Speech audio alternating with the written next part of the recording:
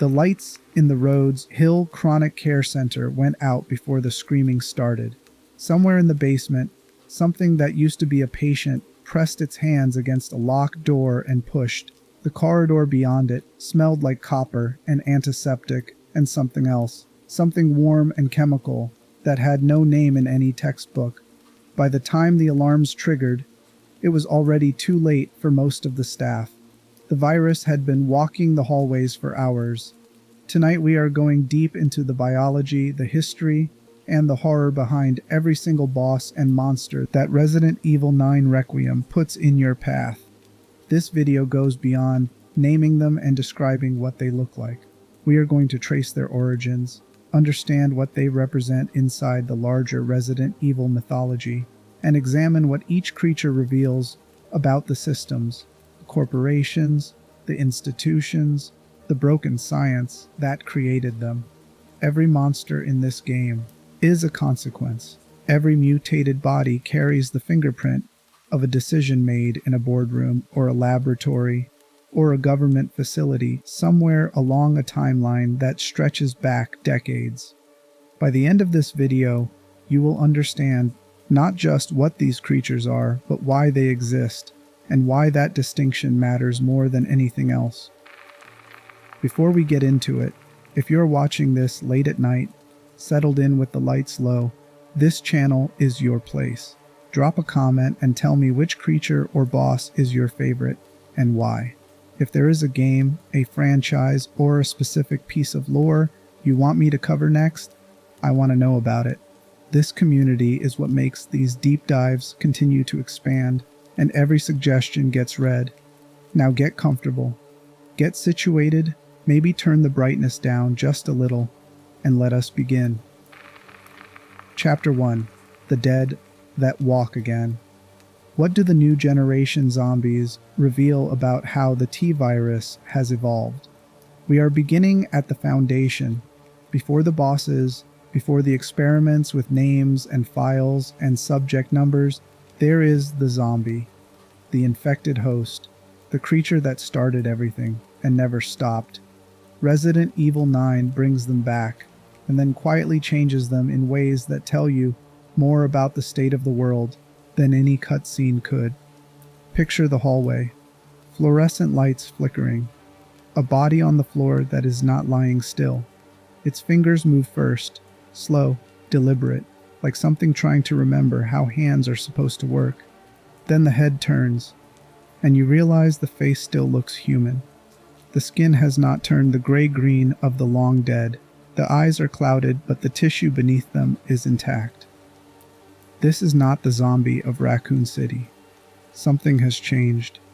The infected encountered throughout the events surrounding the Rhodes Hill Chronic Care Center and the ruins connected to the Raccoon City disaster are still the product of the T-virus. The pathogen originally engineered from the progenitor virus by the Umbrella Corporation.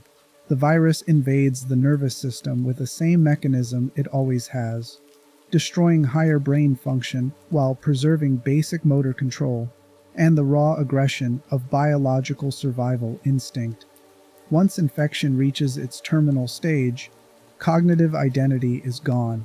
What remains is a body driven by the impulse to feed. That part has not changed since 1998. What has changed is the timing of transformation and the condition of the host body at the moment the virus takes full control. In the historical outbreaks that defined Resident Evil's earlier entries, Raccoon City chief among them, zombies typically appeared after death. The virus reactivated the nervous system of a corpse, reanimating tissue that had already begun to decay. This produced the slow, degraded creatures that became iconic. Their coordination was poor. Their bodies were already breaking down. Their movement reflected the biological reality of tissue decomposition. Overridden by neurological commands the muscles could barely follow anymore. The infected documented at Rhodes Hill demonstrate a different stage of progression. Many of these hosts appear recently infected rather than post-mortem. Their bodies retain more intact tissue and muscle structure, indicating that viral control asserted itself before advanced decomposition had a chance to take hold. The result is a version of the infected that moves faster, strikes harder, and reads as more disturbing in a fundamental way, because they still look like people. The gap between the human they were and the creature they have become is narrow enough to feel like a trick of the light. You almost believe they could be saved. That instinct is what makes them dangerous. This distinction carries enormous thematic weight. The source files note that this particular outbreak was not an accident. It was a deliberate viral release within a contained environment, a calculated decision made by people inside the facility to expose a large population simultaneously to a concentrated viral strain. This means these zombies are not the collateral damage of a containment failure. They are the intended byproduct of an engineered event. Someone in a position of authority looked at a building full of patients and staff and decided to infect them on purpose. The T-virus did exactly what it was designed to do. The medical nature of the institution added another layer of complexity to the infected population. Rhodes Hill was a chronic care facility. The virus does not repair the host body. It simply overrides biological constraints through aggressive neurological control. So what emerged was a mixed population of infected hosts, some capable of sudden bursts of movement despite underlying frailty, others constrained by pre-existing conditions that even viral aggression could not fully compensate for. The T-virus amplified whatever physical capacity remained, nothing more, nothing less. What this tells us about the broader mythology is significant. The zombie in Resident Evil 9 is not a new creature. It is the oldest creature in the franchise, still doing what it has always done, decades after Umbrella first engineered it. Viral research has produced Tyrant-class super soldiers, engineered pursuit predators, plant-based territorial organisms, and creatures designed for commercial sale on international bioweapons markets. And yet, the zombie persists. The most basic outcome of progenitor-derived infection is still the most common outcome. The simplest result of all this ambition, a human being stripped of everything that made them a person, driven only by primitive biological impulse, remains the organism that fills every corridor, every hospital ward, every ruined city block. That persistence is the first piece of the thesis running through this entire video. Umbrella built an ideology around the idea of evolution through infection. The corporation spent decades and enormous resources trying to create enhanced organisms, transcendent beings, weapons sophisticated enough to reshape the balance of global power. And the most durable product of all that effort is a shambling corpse that eats whatever it can reach. The gap between the ambition and the outcome is not just ironic, it is diagnostic. Every creature in this game is a symptom of what happens when scientific ambition is allowed to operate without ethical constraint, and the zombie is what that ambition looks like at its most honest. Keep this in mind as we go deeper, because the next mutation builds directly on top of this one, and it raises a question that will not be answered until much later in the video. Chapter 2: The Second Stage. What does the Blister Head mutation reveal about how this T-virus strain behaves differently from its predecessors? We are still in the hallways of Rhodes Hill, but the creature in front of you is no longer the recently infected patient from the last chapter. Something has changed in its biology. The skull is wrong, swollen with cysts that pulse, inflamed tissue forming irregular structures across the upper body. The aggression has increased, the speed has increased, and you are looking at something that used to be a zombie and is no longer quite that anymore. The Blister Head represents a secondary mutation, a further stage of viral evolution that can occur within hosts who have already undergone initial zombification. This mutation is associated with a modified strain of the T-virus connected to a condition identified as Raccoon City syndrome. The name itself is a quiet horror. an entire category of pathological outcome, named after a city that was destroyed and buried, and yet whose viral legacy keeps producing new consequences decades later. The transformation does not require the original host to be alive when it begins. A Blister Head mutation can occur while a zombie is still active. It can also initiate after a zombie has already been neutralized. Corpses that appeared to have been destroyed can later reanimate in this new form if the viral material inside them remains biologically active. Exposure to other mutated organisms, including other blister heads, or the more advanced form discussed in the next chapter, can also trigger the transformation in nearby infected hosts. The virus, in other words, is communicating with itself across multiple bodies simultaneously, accelerating its own evolution through proximity and environmental spread. Physically, the mutation announces itself through the head and upper body. The biological sacs that form across the skull, the features that give the creature its name, contain unstable viral tissue in a state of rapid cellular reproduction. The inflammation visible across these growths is evidence of a metabolic process running far faster than any standard biological system should operate. The virus is forcing the organism to regenerate damaged tissue while simultaneously producing additional viral biomass. It is consuming the host's resources to build more of itself. The behavioral consequences are significant. Standard infected hosts are slow because muscle decay and neurological degradation limit their physical capability. Blister Head mutation partially reverses this decline. The virus stimulates muscle fibers and adrenal responses, increasing the organism's speed and strike force beyond what an ordinary zombie can produce. The swollen tissue growths serve a dual purpose. They function as weak points that can be exploited, but they also indicate that viral restructuring is actively reinforcing the internal systems behind them. Destroying the cysts damages the creature, but the cysts exist precisely because the body has become unusually resilient. The biological architecture here points towards something important about the modified T-virus strain circulating during this outbreak. Earlier strains produced stable populations of decaying hosts. Once a zombie was created, it degraded over time, becoming slower and less capable as tissue broke down further. What documents from the Rhodes Hill incident suggest is that this version of the virus does not stabilize. It keeps evolving inside hosts that have already been transformed. The zombie stage is a starting point, not an end point.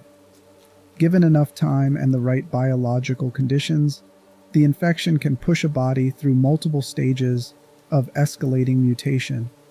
This creates a fundamentally different threat ecology than anything seen in earlier Resident Evil outbreaks. In Raccoon City, the danger was quantity, thousands of infected hosts converging in an urban environment. Here the danger is qualitative escalation. Every infected body is potentially on a trajectory towards something worse. Every zombie you leave behind rather than destroy is a future blister head. Every blister head is a potential catalyst for the mutation discussed in the next chapter. The outbreak does not peak and then burn out. It keeps climbing. From an analytical standpoint, this behavior mirrors what we know about viral evolution under selective pressure. In nature, pathogens adapt to their hosts over time, developing strategies that increase their own survival and propagation. The blister head mutation functions like an arms race compressed into a single, infected organism.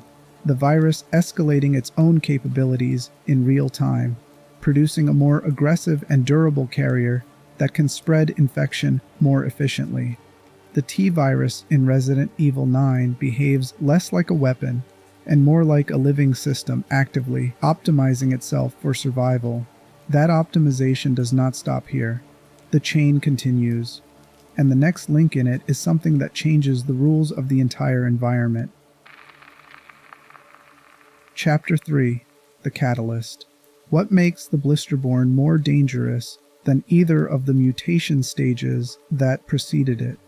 We are now a third of the way through the creature hierarchy, and the thing standing at the end of this corridor is enormous. Its body has been overtaken by growth, massive cysts covering the torso and limbs, 3 positioned across the front of the body, another anchored to the back. The tissue inside them glows with a quality that suggests extreme biological activity, something metabolic and unstable, running far beyond any normal cellular function. The creature breathes in a way that sounds like pressure building inside a vessel that was never designed to contain it. Blisterborn represents the third and most extreme stage of the viral mutation chain that begins with a standard infected host and passes through the Blister Head intermediate. The transformation occurs when the virus inside a blister head continues evolving rather than reaching a stable configuration. Metabolic change accelerates. Tumor-like growths spread across the body. These tumors develop into the swollen cyst structures visible from a distance, each one containing a concentration of viral biomass that has been accumulating inside the host. As the mutation progressed, the infected body grows larger and more physically distorted as the process continues, until what emerges is a creature whose anatomy has been fundamentally reconstituted by uncontrolled viral growth. The cyst structures distributed across the body are simultaneously the creature's most dangerous feature and its only viable weak point. Destroying them disrupts Blisterborn's internal systems and leads toward its eventual elimination. But reaching those points requires sustained engagement with something that attacks primarily through overwhelming physical force. Massive arm swings, direct charging attacks that carry the full mass of an enormously distorted body toward targets at speed. The strength behind each strike reflects the degree to which viral restructuring has amplified the musculature underneath all that grotesque external growth. The combat behavior escalates in a direction that reshapes the entire battlefield. Blisterborn can release a cloud of infected red gas into the surrounding environment. This gas carries viral particles capable of producing immediate effects in nearby organisms. Standard zombies exposed to the gas undergo immediate transformation into blister heads. Bodies that had already been neutralized, corpses containing residual viral material, can also transform when the gas reaches them. The creature does not simply hunt prey. It actively accelerates the viral evolution of everything around it. Consider what this means strategically. A single Blisterborn in a space populated by even a moderate number of standard infected bodies becomes a force multiplier for the entire outbreak. It converts slower, less capable organisms into faster, more durable ones through the simple act of existing and moving through the environment. The battle against it is therefore never purely a contest between one player and one creature. Eliminating surrounding infected becomes urgent before engaging the primary target. Failing to manage the environment means facing waves of escalated threats while also contending with something capable of dismantling reinforced materials through sheer physical force. What Blisterborn represents is the biological logic of exponential escalation. The zombie stage was produced by a deliberate viral release targeting a contained population. The Blister Head stage emerged from that population without additional engineering. The virus evolved on its own inside existing hosts. Blisterborn represents the apex of that self-directed progression. Nobody designed this creature with intention. It is what the modified T-virus produces when given time, biological fuel, and no meaningful intervention. The experiment conducted inside Rhodes Hill was never as controlled as its architects believed. The moment the virus was released, it began following its own trajectory, and Blisterborn is where that trajectory leads without interruption. Every organization in Resident Evil's history that worked with progenitor-derived viruses believed they could manage the outcome. Umbrella believed it. The researchers at Rhodes Hill believed it. The same assumption that engineered biological agents remain under the control of their creators drives the decisions that produce creatures like this one. Blisterborn is the answer to that assumption. The virus has its own agenda, and given enough hosts, enough time, and enough concentrated material to work with, it will build whatever it builds, regardless of what any human being intended. The mutation chain has now reached its ceiling. But the story of Rhodes Hill is barely half told, because while the virus was working its way through the general population, other experiments, deliberate ones, targeted ones, experiments with names and subject numbers attached to specific human beings, were producing things far more disturbing than anything the infection created on its own. Chapter 3, B, The Kitchen and the Hunger. What does the chef reveal about how the T-virus amplifies pre-existing behavioral pathology in individuals the institution had already marked as dangerous? Before we reach Thomas and Timothy Jackson and the surgical procedure that made them what they became, there is one more Rhodes Hill creature that occupies a specific position in the facility's geography and the outbreak's early phase. Encountered in the care center's kitchen and attic sections, the creature referred to as the chef represents a category of mutation that sits between the standard infected population and the named anomalies that follow. The chef is a stalker-type infected host, taller, more physically imposing, and significantly more aggressive than the standard zombie population filling Rhodes Hill's corridors. The mutation driving these characteristics reflects the same modified T-virus strain producing the Blister Head escalation, but applied to a host whose pre-existing physiology and behavioral profile produced a different outcome.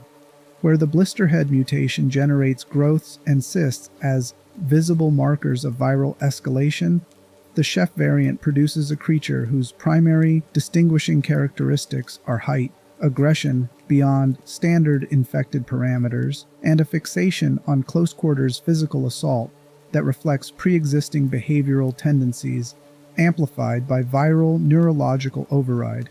The kitchen setting of the initial encounter is not incidental. Rhodes Hill was a residential care institution housing long-term patients and elderly residents.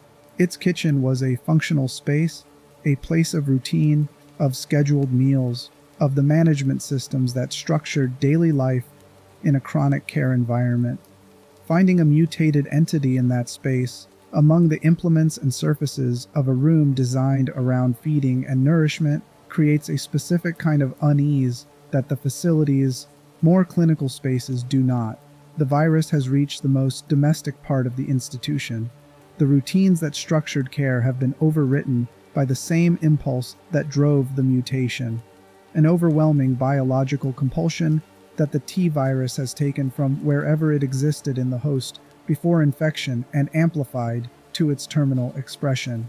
The chef functions narratively as a transitional encounter, the first indication for both Grace and Leon that Rhodes Hill's infected population is not uniform. Something in this building is producing variance. Not every body the virus found in these corridors was the same body going in. The chef is evidence that pre-existing differences in physiology, neurological profile, and behavioral history produce different outcomes when the T-virus arrives, even within the same outbreak, even within the same concentrated, simultaneous exposure event. This matters for the chapters that follow. Thomas and Timothy Jackson were already metabolically compromised before the virus found them. The chef demonstrates the same principle at a less extreme level, a host whose pre-existing characteristics shape the mutation's output, producing something recognizably different from the standard, infected without reaching the catastrophic transformation that the surgical alteration of the Jackson brothers generated. The spectrum runs from the standard zombie at one end to the Blisterborn and the chunks at the other, and the chef occupies a middle position on that spectrum, proof that the range of outcomes inside a single outbreak is determined not just by the virus, but by the full history of every body the virus encounters. A stalker variant in a kitchen, encountered as a threat to be navigated or eliminated, occupying the space where the institution fed its residents. The most honest expression of what an uncomplicated T-virus outbreak looks like when it reaches a human being who was already carrying something the virus could use. And a quiet reminder that the mutation chain in Requiem operates across a full spectrum, with most of its entries lacking the documentation that would let us call them by name. Chapter 4. What the Surgery Built. Who were Thomas and Timothy Jackson, and what does the chunk mutation reveal about the relationship between deliberate medical harm and viral amplification? Before we go further, here's something worth sitting with for a moment. Everything in the previous 3 chapters, the zombies, the blister heads, the Blisterborn, emerged from the T-virus interacting with relatively ordinary human biology. The virus was the variable. The hosts were, in that sense, incidental. What comes next is different.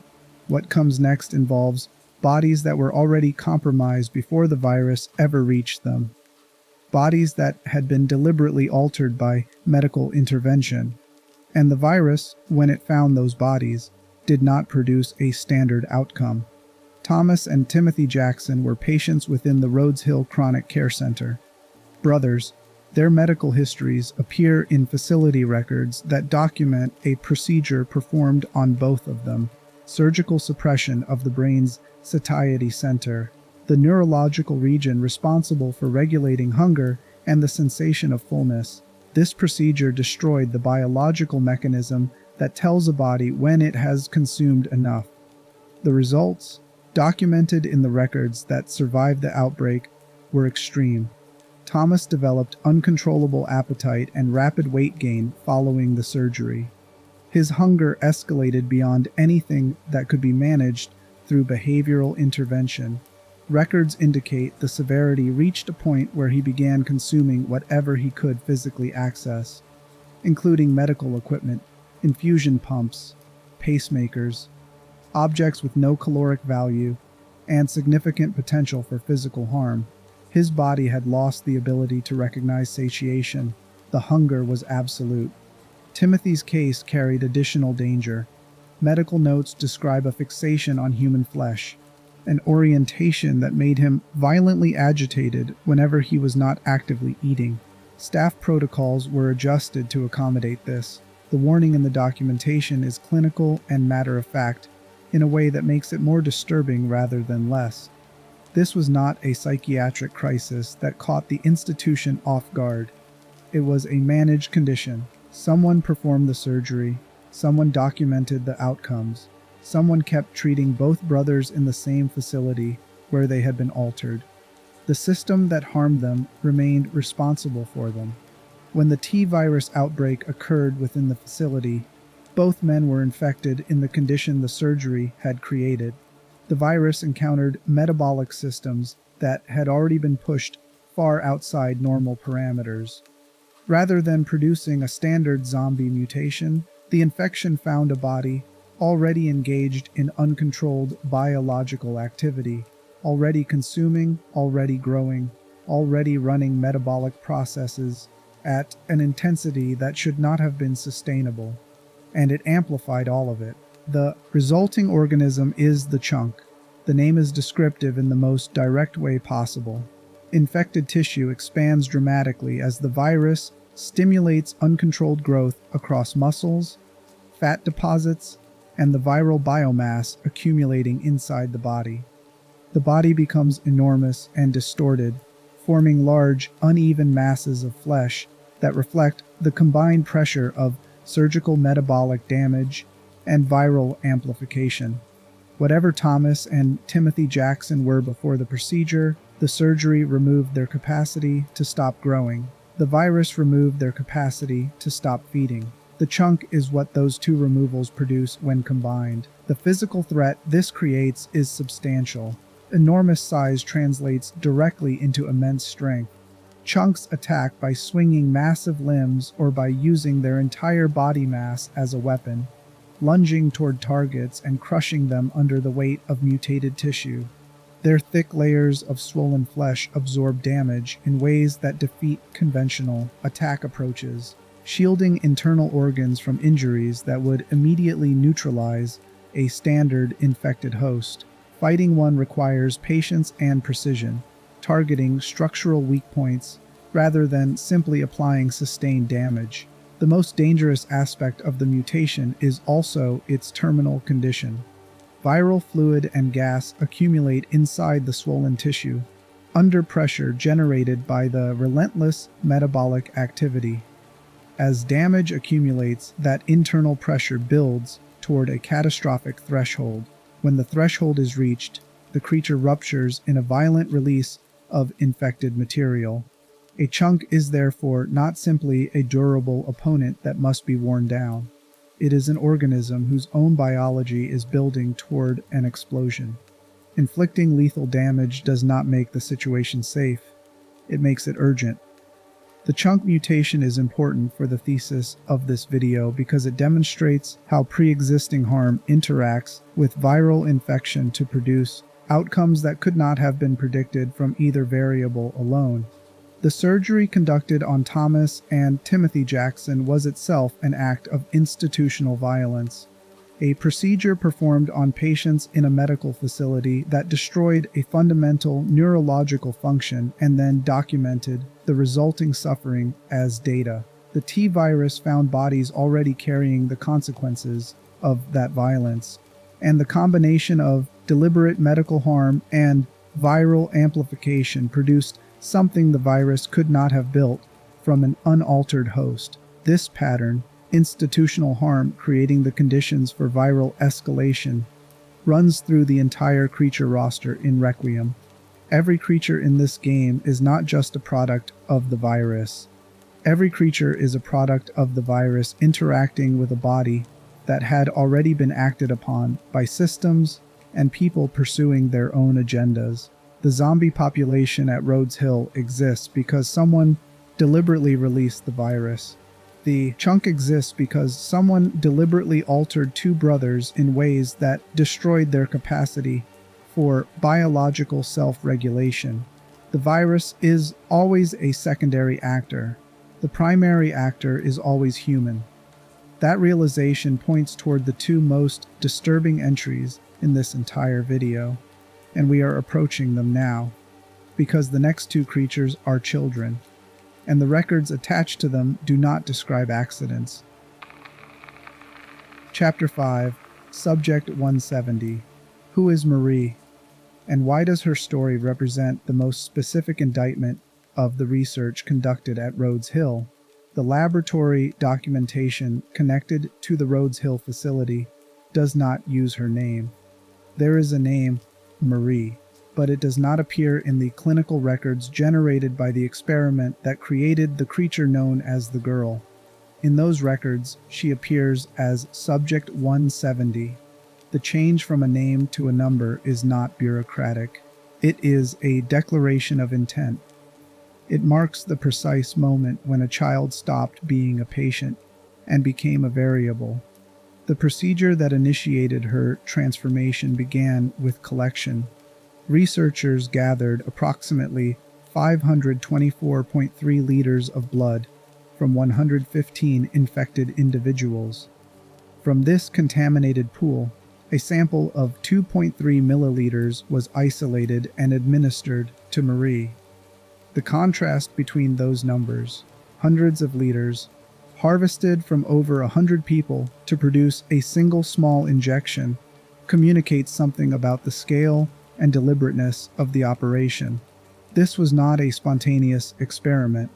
The collection process alone required infrastructure, personnel, documentation, and time. Whatever was being attempted here had been planned. The intention behind the experiment appears to have been the creation of a stable host, a human body capable of surviving advanced viral modification without collapsing or undergoing uncontrolled mutation. Initial results suggested partial success. Marie developed significantly increased physical resilience. Her body adapted to the viral compound rather than breaking down under it. For a moment, the experiment appeared to be working. The psychological component did not hold. Severe mental deterioration followed the initial physical stabilization. Laboratory notes describe escalating instability and loss of behavioral control, a pattern consistent with other progenitor-derived viral experiments where physical modification and neurological disruption occur simultaneously but at different rates. The virus had restructured her biology for enhanced durability while disrupting the neurological systems that governed cognition and behavior. The body survived. The psychological identity did not. Marie escaped from containment at some point following the experiment's failure classification and disappeared into the lower levels of the facility. The institutional response to her disappearance is documented in an internal directive titled Operation to Eliminate the Girl. The language of that title carries everything that needs to be said about how Rhodes Hill processed the outcome of their own experiment. The staff who named the directive still recognized, at the level of language, that the creature in the basement had been a child. They used the word the girl, rather than a subject number or a biological designation. That recognition did not produce hesitation, it produced a targeted elimination protocol. The operation focused on one of the mutation's documented vulnerabilities, a severe intolerance to ultraviolet radiation. The viral modification had optimized Marie's biology for functioning in darkness. Ultraviolet light triggered a violent biological reaction, indicating that the organism's internal systems had adapted in ways that made certain wavelengths of light actively harmful. Researchers began installing high-intensity ultraviolet lamps throughout the basement corridors she had occupied. Staff received instructions on using these lights to weaken the creature before attempting termination. The experiment had been classified as a failure. Elimination was the only remaining objective. What the mutation that created Marie tells us about the research being conducted at Rhodes Hill goes beyond the biology. Her increased physical resilience suggests the viral compound administered to her was specifically designed to enhance biological durability, rather than simply reanimate tissue the way a standard T-virus infection does. Someone was attempting to engineer a new category of organism, stable, durable, capable of surviving conditions that would destroy an ordinary human. The neurological instability that followed was a failure of execution, not a failure of ambition. The goal was a controlled super survivor. What they produced was something that could not be contained by the laboratory that built it. Marie exists in the space between human and bioorganic weapon, not fully either, designed to be the latter but retaining enough of the former to be called the girl, even in the documents that ordered her death. Her tragedy is specific. She was treated as a patient, then reclassified as a subject, then reclassified as a threat, then targeted for elimination, all within a single institutional structure that never once accounted for her as a person. The experiment that began with a 2.3 milliliter injection produced a creature that roamed the darkness of a facility's basement, because no one had designed a protocol for what to do with a child who survived something they were never expected to survive. There is one more detail about Marie that the records do not fully address, but that shapes everything about the chapter to follow. She had a sister. Chapter 6, The Child That Came Back. Marie, Subject 170, was in the basement. The experiment that built her had been classified as a failure. An elimination directive was active, and the records mentioned, in passing, that she had a sister, a genetically identical clone, a child named Emily, housed in the orphanage attached to the same research complex, subjected to the same procedures, running a parallel course through the same institutional machinery. Where Marie's story ends in shadow, Emily's takes an entirely different direction. But to understand why, you have to understand what Rhodes Hill was doing to the children in its care long before the viral outbreak ever began. The orphanage connected to the underground research complex at Rhodes Hill was not a place of shelter in any meaningful sense. Officially, it existed as a charitable institution for abandoned children. Practically, it functioned as a managed supply of experimental subjects. Children housed there were closely observed, subjected to medical procedures connected to the viral and cloning programs running in the laboratories beneath them, and monitored for biological responses over extended periods. Many displayed the evidence of these procedures in visible form: surgical scars across their heads, marking interventions intended to study or stimulate brain activity during experimental processes. The institution that fed, clothed, and housed these children was simultaneously using their bodies as data. Emily was among the children raised in this environment, genetically identical to Marie, a clone, not a sibling in any biological sense that predated the experiment. Her fate ran parallel until the point where the two diverged.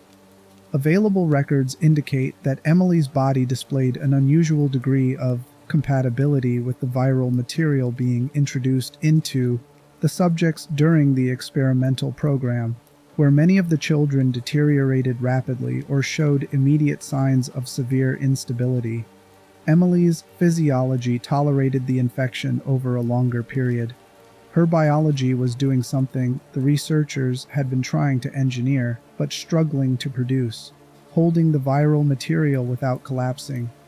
When Emily's heart stopped, the virus already present in her body did what it was designed to do. It reanimated the host. But the transformation that followed was not the standard zombie mutation. The viral adaptation that Emily's biology had been building toward during the slower tolerance phase now accelerated into a full transformation.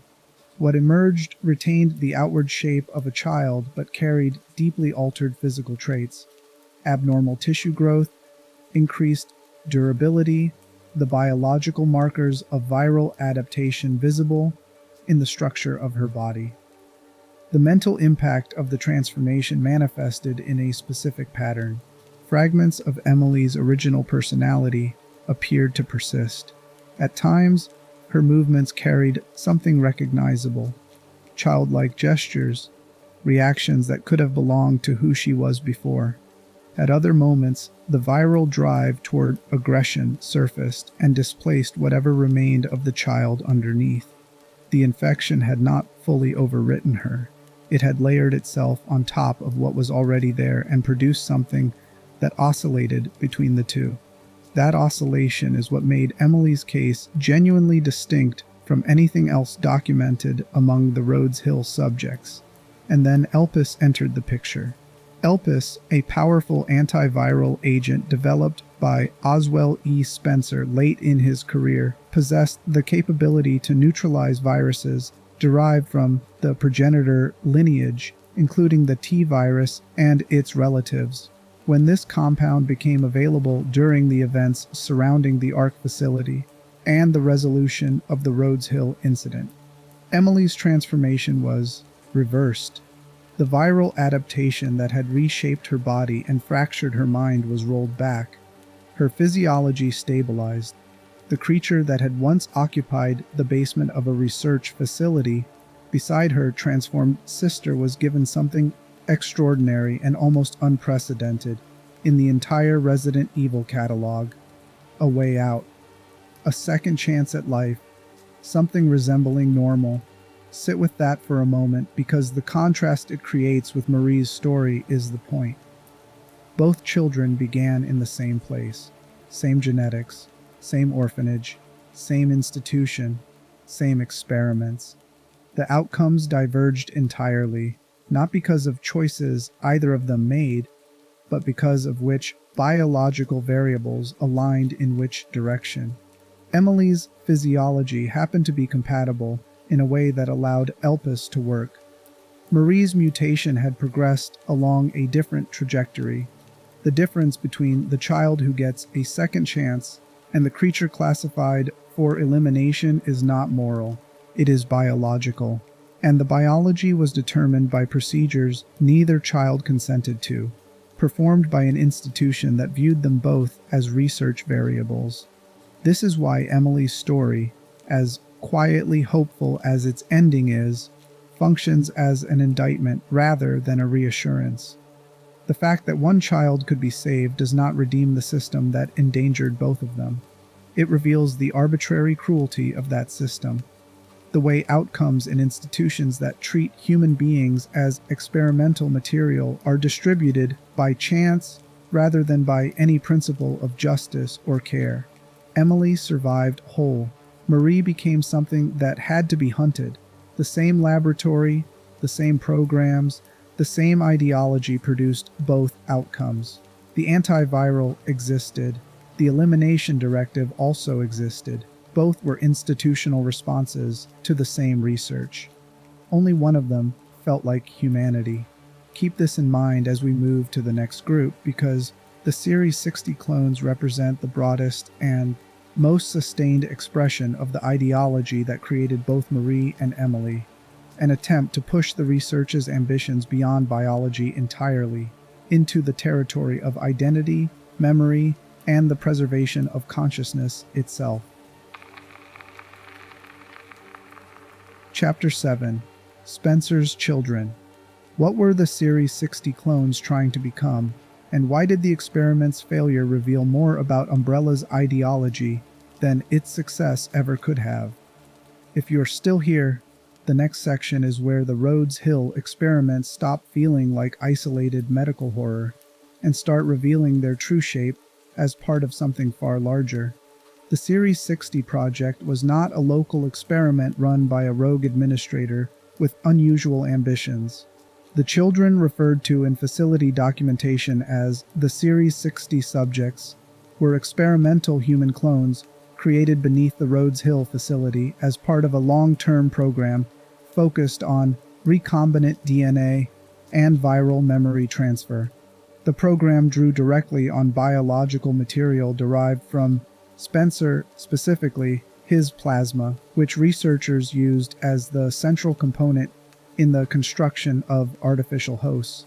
The plasma was combined with recombinant DNA and introduced into developing bodies in a process intended to reproduce Spencer's biological structure. But the deeper goal went beyond physical replication. Researchers were attempting to determine whether memory and consciousness could be inherited or transferred through genetically engineered hosts. If a body could be built from Spencer's biological blueprint and then filled with increasing concentrations of the plasma that carried fragments of his cellular history, could that body absorb traces of his mental structure? Could identity survive the death of its original host by migrating into a vessel designed to receive it? These were the questions driving the experiment. The cloning program at Rhodes Hill was not a weapons program. It was an attempt to defeat death through biology.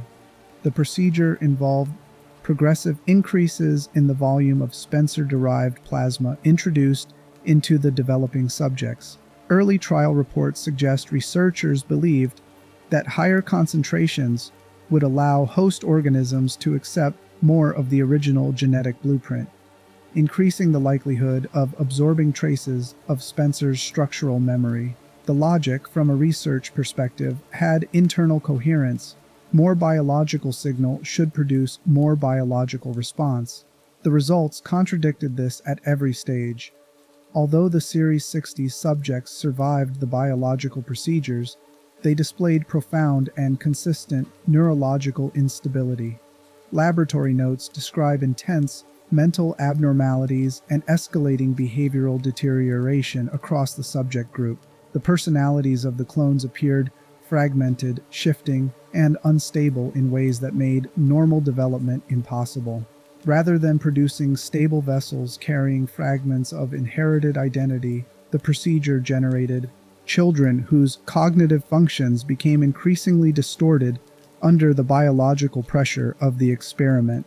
The attempt to imprint inherited memory structures had disrupted the development of their brains rather than augmenting it. These children were housed in the same orphanage that sheltered Marie and Emily. Researchers could observe them over extended periods, within a controlled environment that attracted no outside attention. Personnel described the children in terms that reflected the results of what had been done to them. Unsettling expressions, erratic behavior, strange laughter, blank stares that felt qualitatively different from normal childhood behavior. Several bore the surgical scars that marked them as subjects of neurological intervention. Their strangeness was visible, and the institution continued observing them, documenting the deterioration, and adjusting the experimental protocols accordingly. Here is where the biological dimension intersects with something worth examining through a psychological lens. The Series 60 subjects were experiencing something that developmental psychology calls identity fragmentation, a condition in which the coherent self fails to consolidate because the foundations of psychological development are being continuously disrupted. In typical human development, identity forms through consistent experience, stable attachment, reliable environment. These children had none of that. Their neurology was being restructured by a procedure designed to introduce a foreign identity architecture into their developing minds. The self that was trying to form had no stable ground to form on. The researchers documented the outcome and then redesigned the experiment. Rather than continuing to increase the plasma dosage, the approach that had worsened instability across the entire Series 60 cohort, later work shifted toward adjusting viral conditions within the subject's blood, attempting to create hosts whose internal biological environment was more compatible with the memory transfer process. This adjustment led to the creation of the Series 70 group, designed from the outset with improved stability parameters. Compared to the red-eyed orphans of Series 60, the later subjects demonstrated measurably improved signs of physical and psychological coherence. What the failure of Series 60 reveals about Umbrella's ideology is more important than what a success could have shown. The program was attempting to extend Spencer's existence beyond his biological lifespan by encoding his identity into manufactured children. The ethics of that goal collapse under the slightest examination, but what matters narratively is that the project never asked the ethical question at all. The children were built for a purpose. Their neurological stability was a variable to be optimized, not a condition to be protected. When the optimization produced fragmented, suffering minds, the institutional response was methodological revision, not moral reconsideration. This is Umbrella's deepest ideology expressed in its purest form. The corporation's founders believed that superior individuals had the right, the obligation, to reshape human existence according to their vision. Children whose minds shattered under experimental pressure were not victims. They were data points indicating that the method required refinement. The Series 60 clones were failed prototypes of an experiment that sought to make death optional for the right kind of person.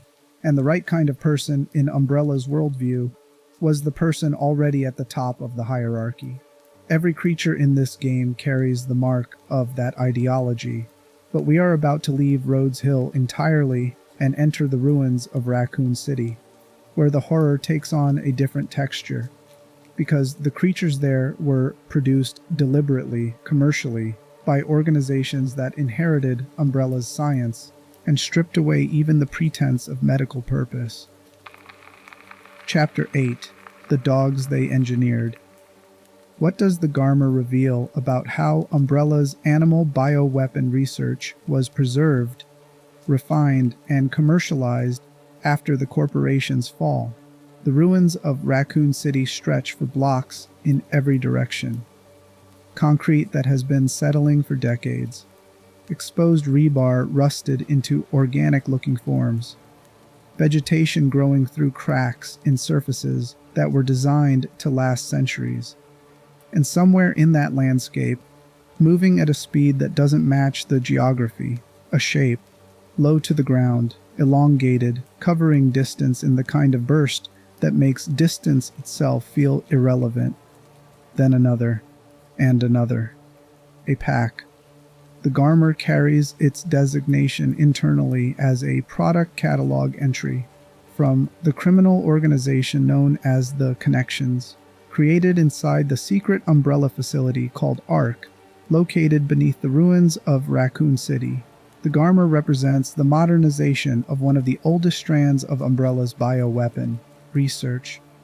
Its immediate predecessor is the Cerberus, the infected Doberman pinchers whose viral mutation produced the zombie dogs that attacked the Star's Alpha team outside the Spencer mansion. The Garmr builds directly on that research foundation. Every design decision made during its development was made with that lineage in view. Visual comparison between a Cerberus and a Garmr illustrates the distance traveled by the research in the decades between them. The Cerberus was an infected dog, a Doberman whose viral mutation produced exposed tissue, aggressive neurological rewiring, and enhanced predatory behavior. It was fast and dangerous, but it was still recognizable as a dog. The Garmr no longer is. Its body is larger and more heavily distorted, with elongated fur, exaggerated facial features, and an overall appearance that feels architecturally designed rather than accidentally mutated. Certain visual markers persist from the Cerberus lineage: exposed ribs, cropped ear, structure, the signs of underlying viral damage to the body, but they appear now inside a form that has been substantially rebuilt rather than simply transformed. The Garmr was engineered specifically as a pursuit-type bioorganic weapon, a creature whose primary combat function is tracking and eliminating targets at extremely high speeds. Its musculature and endurance were enhanced beyond what the Cerberus research had produced, generating an organism capable of maintaining pursuit over long distances without the physical degradation that limits natural predators. Documents from the Rhodes Hill and ARC facility incidents note that packs of Garmr units were capable of keeping pace with a moving motorcycle through the ruined streets of Raccoon City. That single data point is worth dwelling on. A motorcycle moving through urban terrain at speed requires a pursuer that can accelerate, maintain velocity, navigate obstacles, and adjust trajectory simultaneously. The Garmr does all of this while operating as part of a coordinated pack unit. Pack behavior is the Garmr's most tactically significant trait. Individual speed and strength are formidable. Coordinated group hunting is what makes the organism genuinely lethal in operational terms. Garmr units do not attack targets simultaneously in the way that a swarm would. Their behavior mirrors the coordinated hunting patterns documented in wolves and other highly social predators, individuals attacking in rapid succession from alternating angles while the rest of the pack circles and repositions. The result is a sustained pressure that prevents any stable defensive response. Targets are never fighting one Garmr. They are managing a rotation of strikes while the pack as a whole tightens the perimeter. Powerful jumping capability adds a vertical dimension to this threat. Obstacles that would disrupt a ground-level pursuit, collapsed structures, vehicle wreckage, environmental debris, become irrelevant to an organism that can launch itself cleanly over them. The Garmr was specifically deployed against Leon S. Kennedy during his movement through the ruins of Raccoon City, dispatched as part of Victor Gideon's attempt to eliminate him. Multiple units were released to intercept and destroy the target through coordinated pack assault. The choice to use Garmr units in this specific operational context, urban environment, mobile target, elimination objective, reflects the creature's intended commercial positioning. Premium pursuit units for specialized missions, requiring speed, tracking, and group coordination. The economic dimension of the Garmr's existence deserves direct examination. Earlier bioweapon programs produced creatures through expensive, unreliable experimental processes that generated unpredictable results. The Cerberus was a viral accident. infected dogs whose mutation happened to produce useful combat characteristics, but whose production could not be controlled or standardized. The Garmr was engineered. Its production designation implies catalog availability, standardized specifications, and consistent performance across units. Individual Garmr carry extremely high production values, reflecting their status as premium commercial bioweapon products. This is what the bioweapon market looks like in the world of Resident Evil 9. Cerberus was a consequence. Garmr is a product line. The moral distance between those two things is substantial, and yet the technical distance is almost nothing. The same viral research foundation, the same dog biology, the same predatory function. What changed between Cerberus and Garmr was not the science, it was the business model. And the transformation of the science into a business model is what the connections represent as an organization. The industrialization of Umbrella's research without any of Umbrella's internal justifications about human evolution or scientific transcendence. The connections simply sell what Umbrella theorized. That transactional directness is in some ways more honest and in every way more dangerous. The Garmr points toward a question that will become central before this video ends.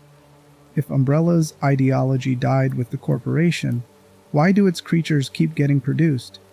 If the research was condemned, why is it still being refined, commercialized, and sold through catalog listings to clients with operational needs? The answer to that question lives in the deepest part of the ARC facility, but we are going to encounter a few more things before we get there. Starting with something that has been growing in the contaminated ruins of Raccoon City for decades, building itself into an apex predator that the facility never designed and nobody ordered.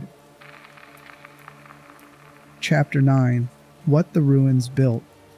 What does the Titan Spinner reveal about Raccoon City's ongoing role as an ecological catastrophe, rather than a historical event? We are approaching the midpoint of the creature roster, and this is a moment to zoom out slightly from the specific organisms and acknowledge where we are. Rhodes Hill gave us creatures produced by deliberate, institutional action. A viral release, surgical procedures, cloning programs, targeted experiments.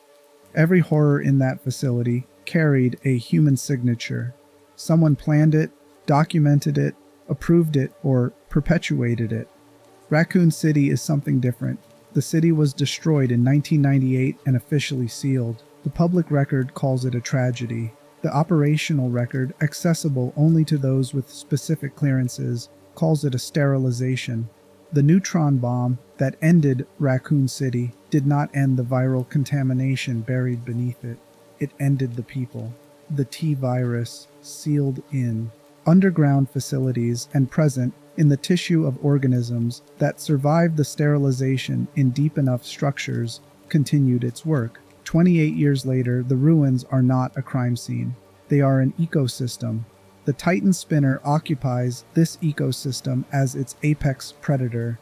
Encountered within the contaminated ruins of Raccoon City, the Titan Spinner is a colossal arachnid bioorganic organism whose scale and capabilities place it fundamentally beyond the smaller mutated spiders documented during earlier viral outbreaks. What those earlier mutations demonstrated was that the T-virus could alter arachnid biology along predictable lines. Increased aggression, enhanced predatory behavior, modest size amplification. The Titan Spinner represents what happens when that process is given decades of uninterrupted development inside a heavily contaminated, completely isolated environment with no human intervention, no experimental limitation, and an essentially unlimited supply of infected organic material as a food source. The physical architecture of the organism reflects its extreme developmental history. Its body presents the general anatomy of a spider at a scale that makes the surrounding environment feel small rather than large. A dense armored carapace covers most of the upper structure, hardened exoskeleton capable of deflecting substantial ballistic impact and making conventional firearms largely ineffective against the creature's primary surfaces. Vulnerable areas exist where exposed organic tissue is visible beneath the armored plates, particularly around pulsating growth structures and cyst-like biological formations on the abdomen. These areas lack protective plating and function as critical weak points, the organism's metabolic organs visible through gaps in the armor that evolved to protect everything else. Mobility this large should not be possible. The Titan spinner's 8 limbs generate enough force and grip adhesion to allow rapid movement across walls and ceilings, repositioning the organism above prey and delivering attacks from elevated angles that defeat conventional defensive orientation. Targets defending against ground-level threats have no reliable way to anticipate an organism that has disappeared to the ceiling and is now dropping toward them from directly above. This disappearing and reappearing movement pattern, scaling nearby structures when threatened or repositioning, then dropping back into the fight from an unexpected angle, functions as the creature's primary ambush mechanism. It controls space rather than distance. Webbing production adds a tactical dimension to the spatial control. Thick strands launched toward prey immobilize targets temporarily, preventing escape and providing the organism time to close distance for a lethal strike. Any degree of restricted movement in a space this organism controls is effectively a terminal condition. Once immobilized, there is no meaningful defensive option available at close range. The additional release of smaller, parasitic arachnid organisms during combat compounds this. These spawn-sized creatures swarm, attach to the body, restrict vision, and impair movement in ways that compound the primary threat rather than replacing it. The Titan spinner deploys its offspring as a battlefield tool, using them to pre-compromise targets before engaging directly. The ambiguity around the Titan spinner's origin is itself meaningful. Its size, reinforced exoskeleton, and behavioral sophistication suggest either deliberate bioengineering or a prolonged period of uninterrupted mutation within the contaminated environment. The source documentation does not confirm which, and that ambiguity is the point, because Raccoon City, as an ongoing ecological zone of viral contamination, represents a space where the distinction between engineered and naturally mutated creatures begins to collapse.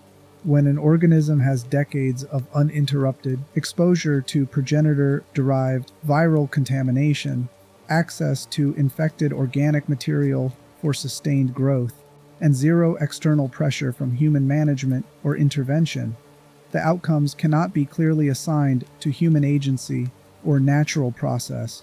They are both. The virus does what it does. The ruins provide the conditions. The creature that results belongs to the same category as the engineered weapons produced at Ark, except it was built by nobody, for nobody, answering only to the logic of its own biology. Raccoon City was destroyed to contain a crisis. The Titan spinner is proof that the crisis was never contained. The city's ruins are not a monument to a solved problem. They are a running experiment with no researchers, no protocols, and no termination date. What else is growing down there has no official answer, and that uncertainty is the most honest reflection of what viral contamination actually means when it is left alone long enough. One more encounter from Raccoon City's depths remains before we leave the ruins entirely, and this one has a name, a history, and a lineage that connects the underground facility beneath the city directly to the commercial bioweapon market where the Garmr was born. Chapter 10. The Ghost of Raccoon City. What does the Super Tyrant encounter reveal about the T-Virus lineage's most iconic product? And what does encountering it inside the ruins of the city it helped destroy mean for Leon Kennedy specifically? There is a moment in Raccoon City's ruins where Leon Kennedy walks into the Raccoon City Police Department and finds something waiting for him. The building has been sealed since 1998. Its corridors are the same corridors he ran through 28 years ago. The night everything changed, the night a rookie cop discovered that the corporation employing his police chief had been operating a bioweapons laboratory beneath the city he was supposed to protect. The building should be empty. The nightmare that filled it is supposed to be over. The figure standing in the corridor is enormous. Long coat, heavy footsteps, moving with the deliberate, unhurried pace of something that has identified a target and calculated that the target has nowhere meaningful to run. The encounter with Mr. X inside the Raccoon Police Department during the events of Resident Evil 9 Requiem is one of the game's most deliberately constructed moments of contextual horror.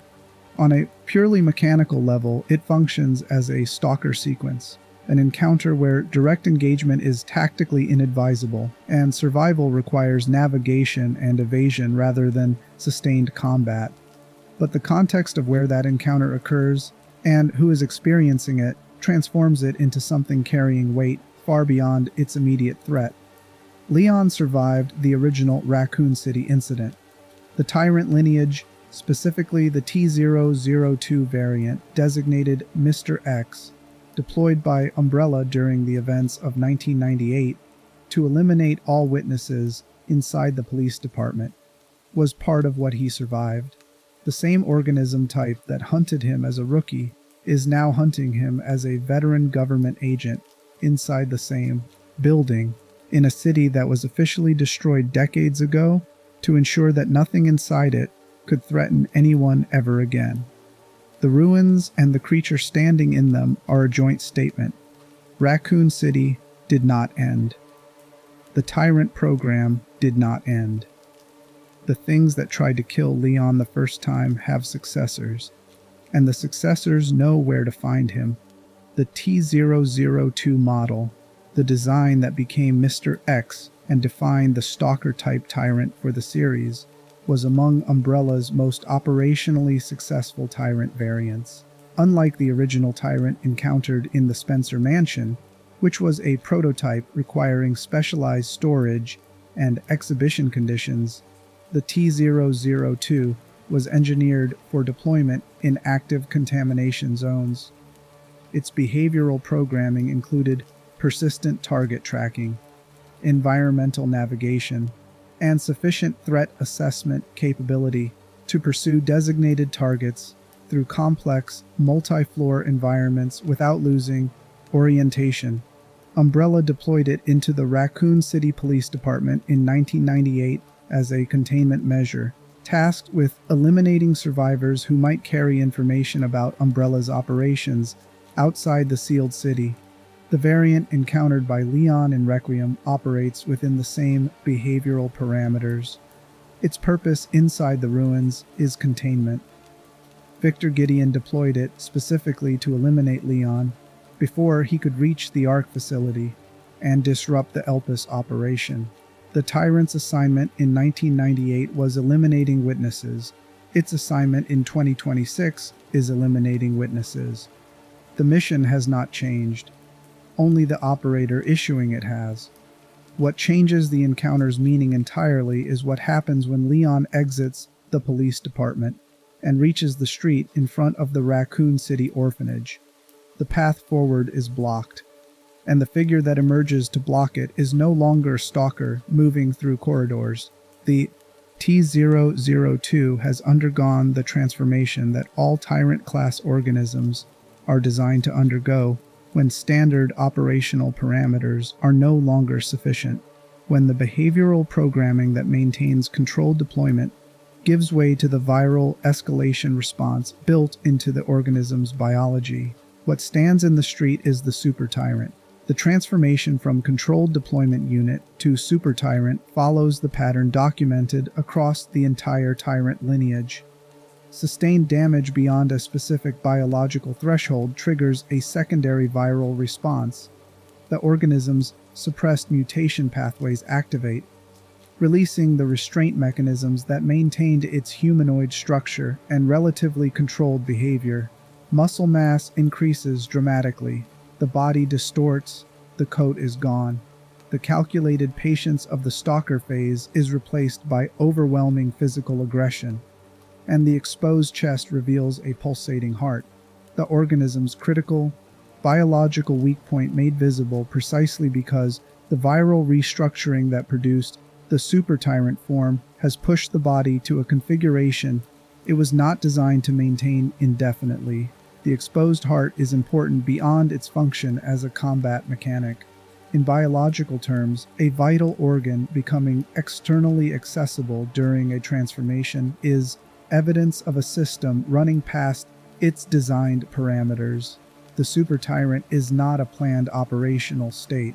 It is a failsafe, an organism whose internal biology, pushed beyond what the controlled deployment configuration could sustain, defaults to maximum destructive output regardless of operational objective or tactical cost. The super tyrant does not execute missions.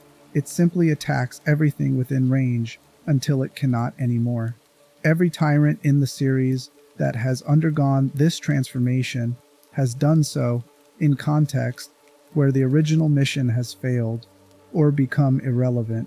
The Spencer Mansion Tyrant transformed after Wesker's field test went wrong. The Mr. X variant in Raccoon City transformed when direct combat became unavoidable. The Super Tyrant in Requiem transforms when Leon refuses to be contained by the Stalker phase and reaches open ground, where the encounter must be resolved rather than evaded. In each case, the transformation represents the moment the virus stops following human instructions and starts following its own. Leon Kennedy standing in the ruins of Raccoon City, fighting a super tyrant in the street outside an orphanage that the script's earlier chapters established was supplying children to underground research programs. The symbolism of that geography is not accidental. The children who suffered in the facility beneath this city's ruins, the research that continued in their names, the viral program that produced the creature now trying to kill the man who survived the first iteration of this exact scenario. All of it converges in a single street, in a single encounter, in a city that was supposed to be over. It was never over. And the super tyrant standing between Leon and the Ark facility is the most literal possible expression of that fact. Chapter 11. The market's most reliable product. How did the Liquor Beta 2 become the standard bioweapon of the modern market? And what does that standardization reveal about the connections as an organization? Deep in the underground tunnel systems leading toward the Ark facility, something is moving across the ceiling without making a sound. Its skin is entirely gone. The muscle fibers underneath pulse with each movement. Exposed connective tissue shifting in ways that should not be visible on a living organism. The cranial structure has expanded, the eyes have degenerated past function, and the tongue, long, muscular, capable of projecting its speed, is already searching ahead of the body, reading the air the way eyes cannot. The Liquor Beta 2 is the current commercial standard for liquor-class bioorganic weapons on the international market. By 2026, the Beta 2 model has effectively replaced the older Liquor Beta as the version circulating among buyers, seeking high-performance biological combat units. The Connections produce it, but the Connections did not invent it, and they did not discover the mechanism that makes it possible. To understand what the Beta 2 represents, the full lineage needs to be traced. The original liquor appeared in Raccoon City as an uncontrolled secondary mutation. Infected humans who had already undergone zombification occasionally experienced additional viral adaptation under specific biological conditions, most notably sustained consumption of organic tissue triggering rapid muscular hypertrophy and neurological restructuring. The transformation was unpredictable, rare, and undesirable from a research standpoint. Nobody ordered a liquor. They simply appeared when the conditions inside a specific infected body happened to align in the right direction. The characteristic anatomical transformation produced by this mutation is extreme and consistent across all liquor class organisms. The epidermal layer vanishes entirely, leaving exposed muscle fibers across the whole body. The cranial structure expands. The brain becomes partially visible where the skull has been reshaped by viral growth. Ocular organs degenerate completely. The mutation trades visual perception for dramatically enhanced auditory sensitivity, rewiring the nervous system to compensate for blindness through sound detection, capable of registering even minimal vibrations. The forelimbs develop extreme musculature terminating in elongated claws capable of penetrating armor and reinforced materials. The tongue becomes a dedicated offensive organ, projectable at high velocity to impale targets or drag them toward the body for a lethal follow-up. Subsequent viral research identified the specific biological trigger responsible for initiating the liquor mutation. Once this mechanism was understood, the transformation became reproducible under controlled conditions, no longer an accident of individual biology, but an artificially inducible process. This discovery changed everything about the organism's commercial potential. An uncontrolled mutation that occasionally appeared in outbreak environments was a documented curiosity. A reproducible transformation that could be triggered intentionally and consistently was a product. The liquor beta was the first standardized version, incorporating the artificially induced trigger within a controlled research framework. The beta 2 represents the third major developmental stage, incorporating data from Umbrella's original research, refinements introduced during Tricell's experimental period, and modern genetic engineering techniques developed by the connections themselves. The behavioral capabilities of the Beta 2 reflect the cumulative refinement of this entire developmental history. Specialized limb musculature combined with adhesive contact structures allow movement along vertical surfaces and ceilings with an agility that fundamentally alters the geometry of any enclosed environment it occupies. Ambush from above, from behind wall surfaces, from angles that conventional defensive positioning cannot monitor. The Beta 2 uses architectural space as a weapon before its claws or tongue have made contact with anything. Auditory sensitivity so acute that even ambient sound vibrations trigger rapid predatory response means that silence is the only viable survival strategy in its presence, and sustained silence inside an active combat environment is generally not achievable. The commercial availability of the Beta 2 illustrates the full scope of what the bioweapon industry has become in the Resident Evil 9 era. Earlier, liquors existed as outbreak anomalies or experimental results confined to specific facility incidents. The Beta 2 is manufactured, cataloged, and sold. Specimens are listed with commercial designations, performance specifications, and pricing that reflects their positioning as high-performance biological combat units.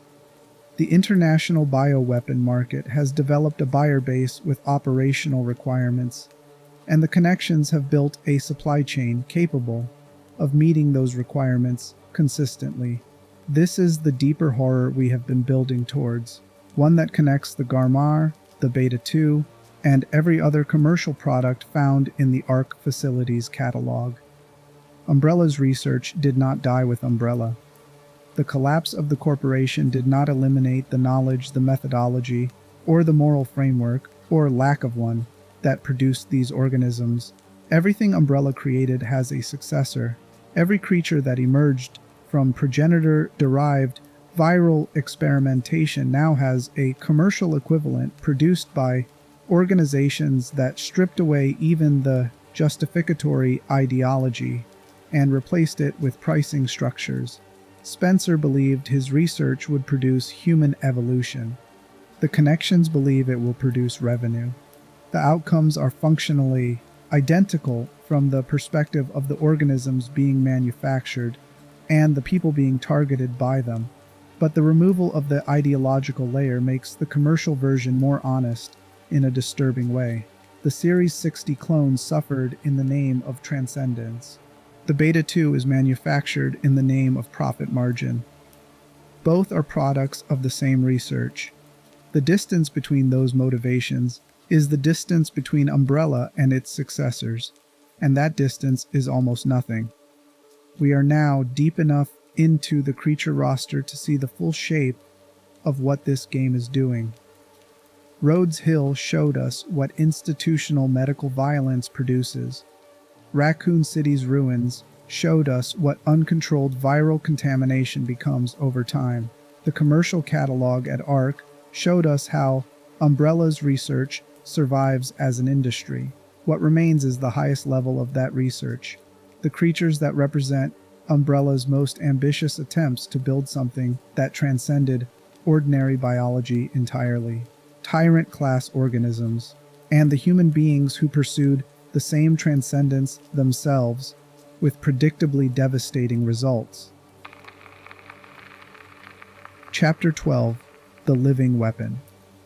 What does the Tyrant T-501 represent within the long arc of Umbrella's Super Soldier program, and why does its commercial existence change the meaning of that program entirely? We are now in the deepest part of the ARC facility. The tunnel systems behind you contained Plant 43 and the Liquor Beta 2. The ruins above contain the Titan Spinner and the Garmr packs. Every creature encountered on the way here has been a layer of the same structure. Progenitor-derived viral research preserved across decades, refined through iteration, and eventually commercialized by organizations willing to sell what Umbrella once theorized. What waits in the facility at the bottom of all this is the oldest idea in Umbrella's entire catalog: the Tyrant. The T-501 represents a later generation of Tyrant-class bioweapons derived from the accumulated product of decades of progenitor-based viral experimentation. Its production designation within the internal catalogs connected to the ARC facility is CM-T-501, classified as a humanoid bioorganic weapon with exceptional combat capabilities. The unit traces its conceptual lineage back to the original Tyrant program launched by Oswell E. Spencer in the 1970s, the Super Soldier initiative that gave the T-virus its name, T for Tyrant. The entire pathogen that created every creature in this video was named after this one ambition. The design philosophy behind the T-501 follows the same foundational principle that drove every Tyrant-class organism before it.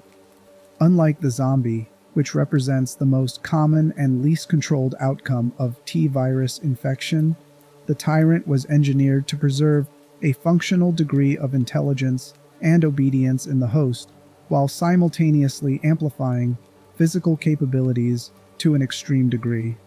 Zombies fill corridors and hallways. Tyrants follow specific orders.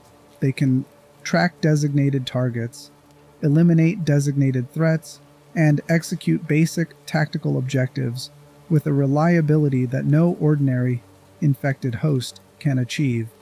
This combination of cognitive capacity and overwhelming physical power was Spencer's original vision of what viral augmentation could produce in an ideal subject.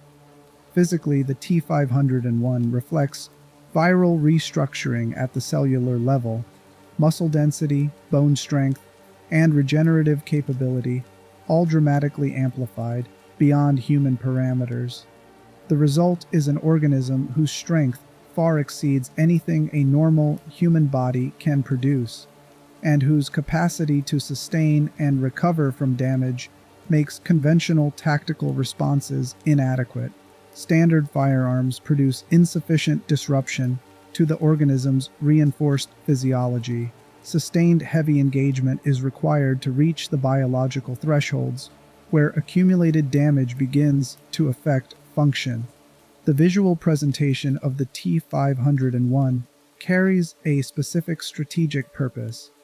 Unlike the grotesque mutations of the Blisterborn or the radical anatomical distortions of the Licker Beta 2, the T501 retains a relatively human appearance during its initial operational stage. The organism is typically equipped with a long coat intended to conceal its abnormal physique, enabling it to move through human environments without immediately triggering alarm responses. This concealment strategy mirrors the design logic used in earlier Tyrant models, where clothing and controlled movement served to stabilize the organism's presentation and delay detection until deployment was operationally optimal. A Tyrant that can walk into a room unidentified is categorically more dangerous than one that announces itself through its physical form. When the T501 sustains sufficient damage to destabilize its humanoid structure, the virus triggers a secondary biological transformation, an escalation response built into the organism's design. The controlled, directive-following combat unit abandons its tactical behavior and transitions into a state of overwhelming physical aggression, the same pattern documented across the Tyrant lineage since the original specimen in the Spencer Mansion. The virus, when the host body reaches a damage threshold, shifts from maintaining the organism toward maximizing destructive output. What emerges from the transformation is substantially more dangerous in raw physical terms, but has sacrificed the controlled obedience that defined its operational value. Within the developmental arc of the entire Tyrant program, the T501 belongs to a lineage that evolved from the T103 series, among the most successfully deployed Tyrant designs in Umbrella's history, and the foundation for subsequent generations of humanoid bioweapon development. Each iteration refined stability, durability, and combat performance. The T500 and one represents the state of that program after decades of post-Umbrella iteration by organizations inheriting and advancing the original research, incorporating production techniques and genetic calibration methods unavailable during the corporation's operational period. This is where the thesis of this entire video arrives at its most precise expression. The T501 carries catalog, listings, and extremely high production costs, placing it in the category of elite military assets rather than experimental prototypes. In Spencer's era, a Tyrant was a singular achievement, an enormously expensive experimental result that required specific biological conditions in the host, careful viral administration, and extensive post-production management. The failure rate was catastrophic. The successes were individually remarkable. Now, decades later, a refined descendant of that program appears in an underground catalog as a purchasable product with a commercial designation and a production number implying standardized manufacturing. The Tyrant was once proof that Umbrella's science worked. The T501 is proof that Umbrella's science has become an industry. The distance between those two statements is the distance between the original ideology and its successor, and that distance is precisely zero in terms of the damage both cause to every living organism in their path. There is one more thing the T501 communicates that will be important when we reach the final chapter: its existence inside the ARC facility, the same facility where the Garmr and the Licker Beta 2 were manufactured, the same facility that housed the research Victor Gideon used to pursue his own transformation, means that the highest product of human-based bioweapon engineering and the lowest commercial offering are sitting in the same catalog, side by side, different price points, same philosophy, same source, same result, measured on a scale that runs from shambling zombie to living super soldier, with nothing between them that was not built on the same chain of progenitor-derived research that began with a grieving woman in a European cave over a century ago. That chain now ends in a man in a white suit, and what happens to him is the most precise summary of what Umbrella's ideology ultimately does to everyone who believes in it. Chapter 13. The Soldier Who Stayed. What does the commander reveal about the human dimension of Umbrella's legacy, and what does his existence inside the ARC facility say about the cost of institutional loyalty when the institution no longer exists? We are inside the ARC facility now. The Garmr and the Liquor Beta 2 are behind you. The T-501 has been encountered and survived. The catalog that fills these corridors represents the commercial inheritance of a century of progenitor-based research. Every product, every production number, every performance specification tracing back to decisions made in laboratories that have been officially non-existent for decades. And at the end of a corridor, waiting in the ARC facility with a knife and a hatchet and the kind of combat ability that does not come from training manuals, is a figure in a gas mask. He is referred to as the Commander. His identity is not confirmed within the game's events. His appearance, his equipment, and his tactical profile bear unmistakable resemblance to Hunk, the Umbrella operative designated the Grim Reaper, famous across the franchise for his documented ability to survive missions that eliminated every other member of his assigned team. Whether this individual is Hunk operating within the ARC facility structure, a successor trained in Hunk's methods and equipped to match his profile, or something else entirely, is left deliberately unresolved by the events of Requiem. The game's sources present the ambiguity as intentional, and that ambiguity is itself meaningful. What is not ambiguous is what the commander represents, regardless of his identity. He is a human being, an uninfected, cognitively intact, volitionally operational human being, functioning as a lethal obstacle inside a facility that manufactures bioorganic weapons for commercial sale. Every other threat in the ARC is a creature. Viral products, engineered organisms, mutations produced by the same research chain this video has traced across 12 chapters. The commander is a person. He chose to be here. He chose to serve whatever operational structure currently runs this facility. And he is, by documented account, more immediately dangerous in direct combat than most of the biological products surrounding him. His combat profile is instructive. Firearms are largely ineffective against him. He moves and positions with sufficient tactical awareness to avoid the angles that make firearms reliable against less cognitively capable opponents.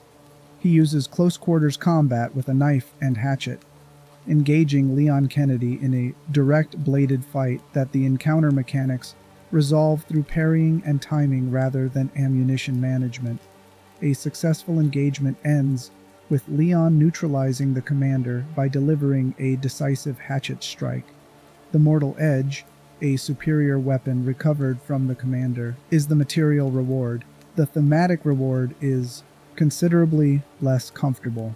The thematic reward is the recognition that Umbrella's human legacy is as persistent as its biological one. The zombie population at Rhodes Hill will burn out eventually. The virus consumes its hosts, the hosts decay, the outbreak reaches the limits of its available biological material. The Garmr and the Liquor Beta 2 can be physically eliminated within specific encounter boundaries. The T-501 can be neutralized, but trained human operatives who have internalized Umbrella's operational culture, who have built their identities around its methods and its mission structure and its complete indifference to ethical constraint, those individuals do not require a viral substrate to persist. They require only purpose, resources, and an institutional successor willing to employ them. The commander is proof that the connections, whatever their commercial orientation and however different their stated goals from Umbrella's original ideological mission, provide exactly that: purpose, resources, employment for people who learn to operate the way Umbrella taught and never developed a reason to stop. The gas mask is Hunk's visual legacy. The fighting style is Hunk's tactical inheritance. The presence inside the ARC facility is the Connection's operational guarantee that the human infrastructure Umbrella built, the trained professionals who ran its most sensitive operations and survived its collapse, have found new organizational homes where their capabilities remain valued and their methods remain sanctioned. The encounter resolves when Leon wins, but the question it raises does not resolve with the encounter. If there is one commander here, there are others elsewhere, in other facilities, serving other organizations, operating within the same absence of ethical constraint that Umbrella established as the professional standard for this particular category of work. The soldier who stayed when the institution fell did not stay because of loyalty to the ideology. He stayed because the ideology is the only framework he has ever used to understand his own value, and that framework found him a new employer without requiring him to change a single thing about himself. Victor Gideon's Nemesis transformation, covered in Chapter 12, is the scientist's version of this same story. The intellectual who could not exist outside the research framework even after the institution housing it collapsed. The commander is the soldier's version. Two professional archetypes, one institutional culture, both still operational in 2026, inside a facility beneath a city that was supposed to end this story over 2 decades ago. The ARC facility has one more surprise before Leon reaches Gideon, and by the time the final encounter begins, by the time the scientist who orchestrated everything from a private medical facility behind a legitimate surface completes his transformation and reveals what Umbrella's most ambitious ideology finally produces in the body of the person who believed in it most completely.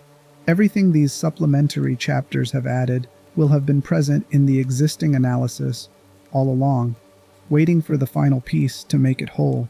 The soldier who outlasted the corporation, the stalker in the kitchen, the ghost in the police department.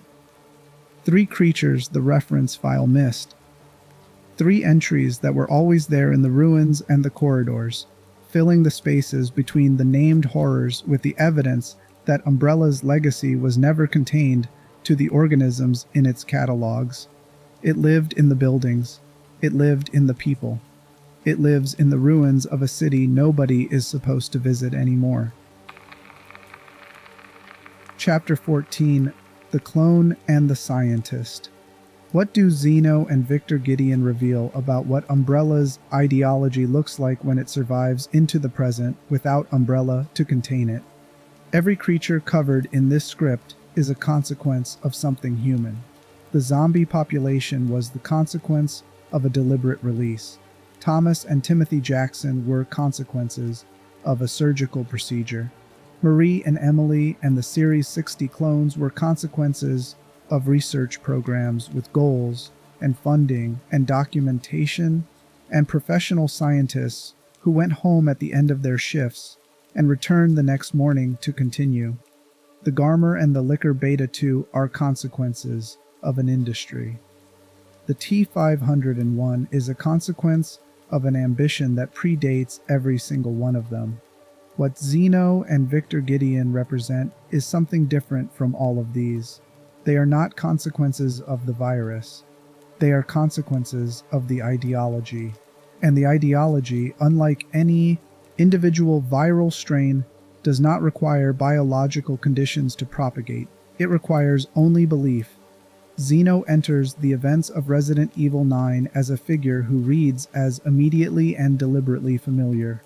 Tall, composed, dressed in white, wearing dark glasses, carrying himself with the cold confidence of someone who has internalized the belief that their perspective on the world is simply correct.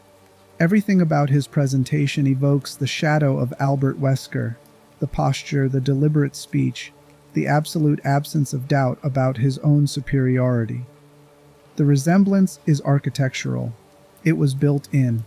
Evidence strongly suggests Zeno is a clone of Albert Wesker, engineered by the Connections as part of their attempts to replicate the power that Umbrella's most successfully enhanced human agent once represented.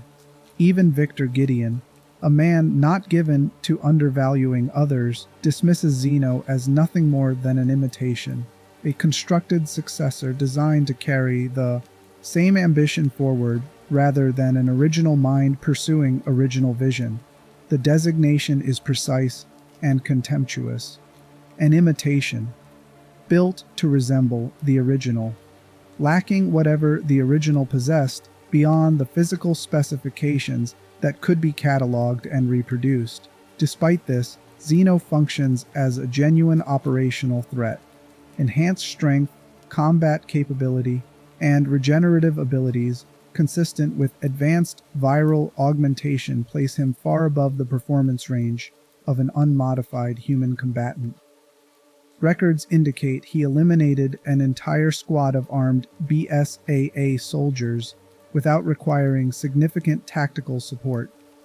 The clone built to resemble Wesker inherited enough of the original's physical template to be lethal in the field, even if the ideological architecture driving those capabilities is borrowed rather than developed. His role in Requiem's events centers on Grace Ashcraft and the Elpis program. Specifically, his belief that Elpis is a mind control virus capable of establishing viral dominance over human populations and restructuring global power according to the Connection's interests. Zeno escorts Grace into the ARC facility to claim this capability for the organization, driven by a vision of viral supremacy that maps almost exactly onto the worldview Wesker held during the events of Resident Evil 5. The ambition has been preserved perfectly, replicated alongside the biology. The clone carries not just the physical template of his source material, but the philosophical framework as well. The reversal that undoes Zeno is the most precise irony in the entire game's creature roster. So when he finally injects himself with Elpis, expecting the enhancement of viral power and the biological transcendence he has spent his existence pursuing, the substance does the opposite of what he believed. Elpis, a universal antiviral developed by Oswell E. Spencer late in his life, neutralizes viruses derived from the progenitor lineage rather than amplifying them. The viral enhancements that granted Zeno his physical capabilities, his regeneration, his combat superiority, all of it was built on a progenitor-derived viral foundation. Elpis dismantles that foundation. What remains when the virus is removed is a body no longer supported by the biological augmentation that made it exceptional. The clone built to continue Wesker's vision becomes the victim of Spencer's antiviral. The successor to the man who believed viral evolution was humanity's destiny is neutralized by the cure that Umbrella's own founder quietly developed for reasons the organization he built never publicly acknowledged. Every layer of irony in this stacks on top of the one beneath it, and none of it is accidental. Zeno understood everything about what he was chasing except the thing that mattered most, what Elpis actually was. This is what happens when ideology propagates without understanding. The connections preserve the ambition and reproduce the physical template, but the actual knowledge of what Spencer created and what he ultimately believed got lost somewhere in the transfer. Zeno inherited the posture and the drive and the aesthetic of Wesker. He inherited none of the depth. And the virus, stripped from a body that was built on viral enhancement, left behind exactly nothing. Victor Gideon occupies a different position in this final accounting, one that requires sitting with for a moment because of everything Requiem gives us. His trajectory is the most direct line between Umbrella's original ideology and its contemporary consequences. Gideon was once affiliated with the Umbrella Corporation. He was a scientist, a researcher in the tradition of the organization's founding generation, working within a framework that treated viral research as the leading edge of human possibility. When Umbrella collapsed, following the destruction of Raccoon City, most of the infrastructure vanished. The laboratories, the funding, the corporate protection, The network of facilities that had insulated researchers from the consequences of their work, all of it came apart. What survived was the knowledge, and the people who carried it. After Umbrella's fall, Gideon assumed control of the Rhodes Hill Chronic Care Center. Beneath its legitimate facade as a medical treatment institution, the facility became a concealed laboratory where research into viral evolution and advanced bioengineering continued without interruption. The experiments did not stop when the corporation died. They relocated. The institutional architecture changed. The ambitions did not. Gideon's research revolved around a radical proposition that viruses derived from the progenitor lineage could serve as a medium for transferring human consciousness. In his view, the T-virus and its derivatives were not merely tools for creating bioorganic weapons. They were potential instruments for preserving identity, memory, and intellect, beyond the limits of a single biological body. The virus, understood correctly, was a vehicle, a carrier capable of moving the essential information of a human mind from one host to another, defeating death not through resurrection, but through biological continuity. This philosophy mirrors the ideology of Oswell E. Spencer at its most fundamental level.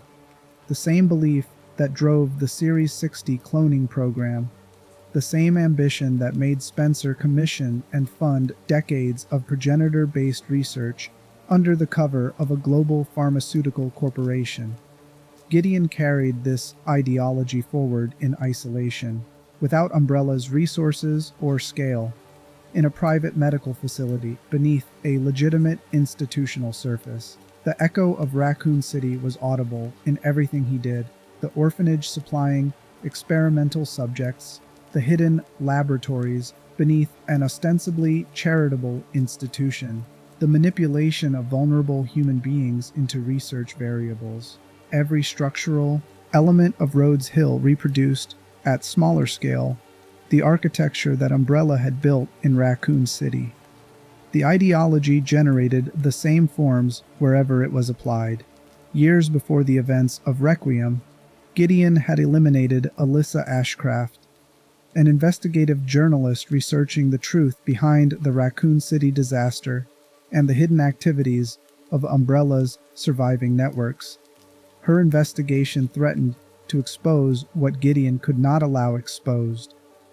Her death was another entry in the long ledger of casualties produced not by the virus, but by the system of institutional secrecy protecting the people who worked with it. The journalist who got too close.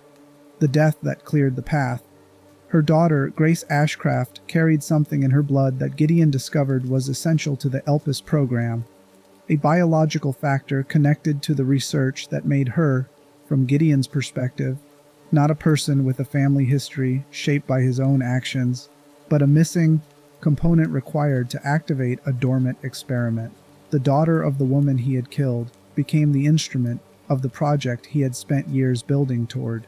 The distance between those two facts, what Grace was to her mother and what she represented to Gideon, is the full distance between the human view and the research view. Gideon occupied only one of those perspectives. To create conditions for accessing what he needed, Gideon deliberately initiated a T-virus outbreak within Rhodes Hill. The facility's patients and staff were infected as a tactical measure, a controlled contamination event designed to produce a containment crisis that would draw specific parties toward the facility while obscuring the real operational objective. The medical institution became a viral catastrophe. The people inside it became casualties in a strategy. The parallel with the original Raccoon City outbreak, which also began as a deliberate tactical deployment before escalating beyond any meaningful control, was complete and apparently unexamined by the man who created it. What Gideon became at the end carries the most direct symbolic weight of anything in this video, attempting to seize total control of the ELPIS project and turn against every ally and adversary simultaneously. He subjected himself to the viral research he had spent years studying. His body underwent a biological transformation. a massive mutation that reshaped him into a powerful, bioorganic organism, reminiscent of Nemesis-class weapons from Umbrella's earlier experimental programs. The scientist who spent decades developing the theoretical framework for using the virus as a vehicle of consciousness preservation used the virus on himself and became, functionally, the kind of creature his research was supposed to transcend. This outcome is the central thesis of everything we have examined across this entire video. Stated plainly and without qualification, the ideology that believes viral evolution represents the next stage of human potential consistently produces organisms that represent the destruction of human potential. Gideon wanted to move consciousness beyond biological limitation. He became a biological weapon. Spencer wanted to create a superior humanity. His research produced the zombie and the tyrant and the Blisterborn and every suffering experimental subject documented in Rhodes Hill's laboratory records. Wesker wanted to become something beyond human. He became the final boss of a game. Zeno wanted to inherit Wesker's transcendence. The antiviral his own organization was chasing dissolved, the one thing making him exceptional. Every person who has pursued this ideology in the entire Resident Evil timeline has ended up as a creature rather than a god. The virus does not elevate, it transforms. And the transformation consistently produces something that has lost the essential quality that made the pursuit feel worthwhile in the first place. You cannot transfer consciousness through viral injection and remain the person who wanted the transfer. The thing that survives the process is something new, shaped by the virus's own agenda rather than by the ambitions of the person who initiated it. Leon Kennedy eliminated Victor Gideon during the events at the ARC facility.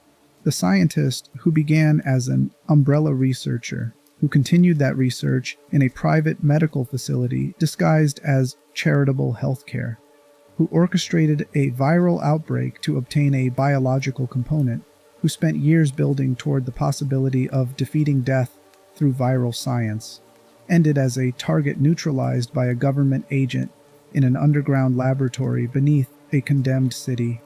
The ideology that promised transcendence delivered a final encounter in a facility that should not have existed, in the ruins of a city that was destroyed to contain the last time this exact combination of ambition and viral science got loose in an urban environment.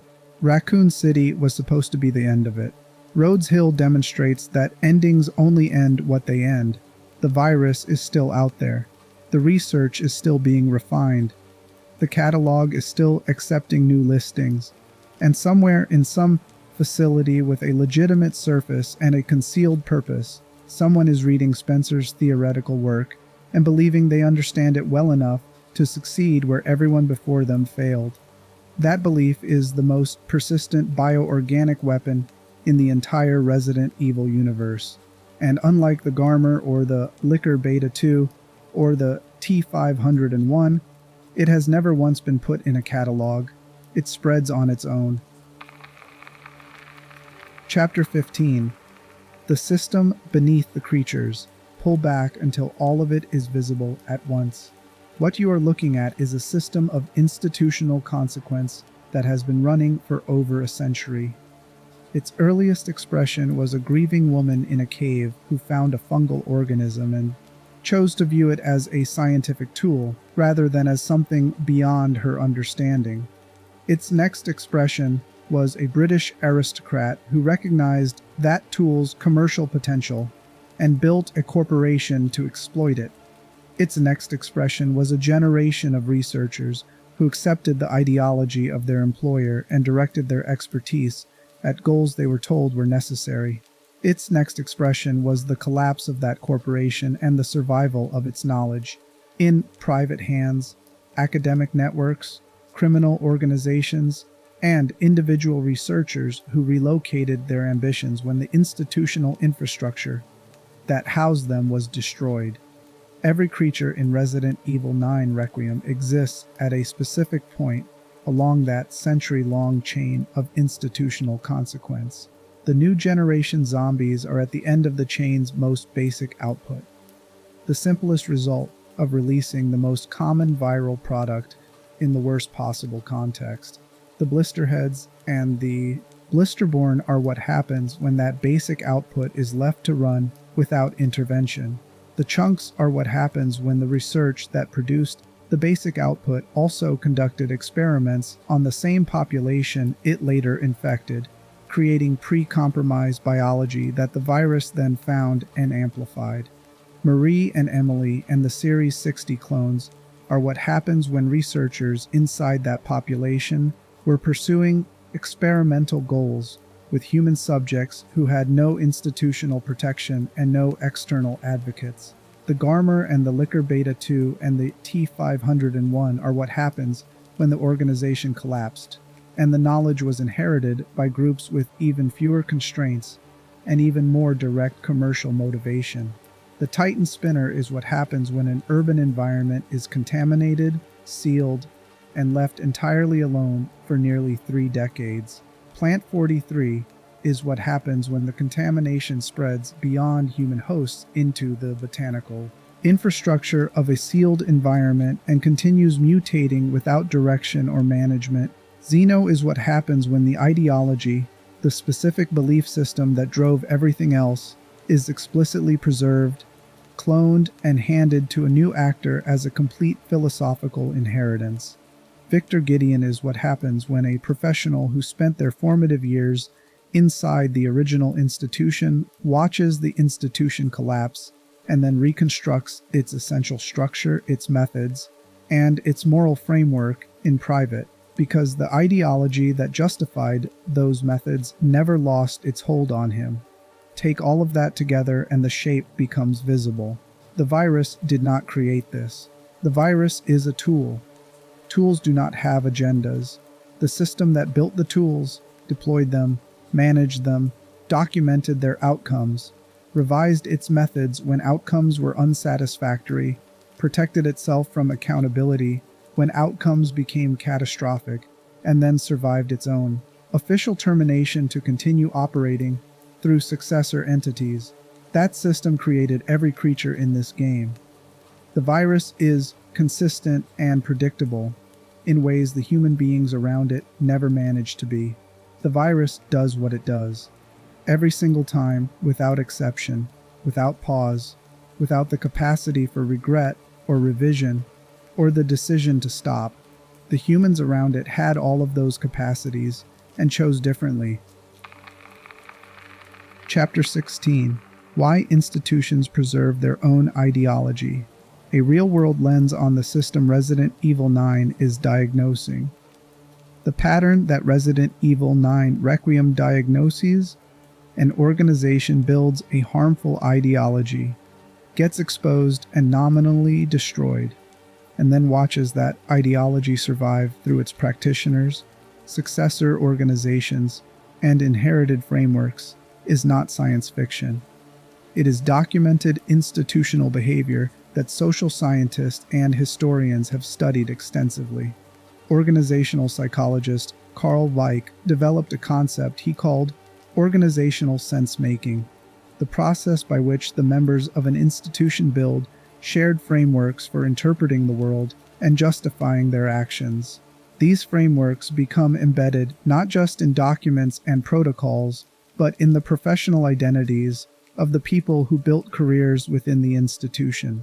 When the institution collapses, the frameworks do not collapse with it.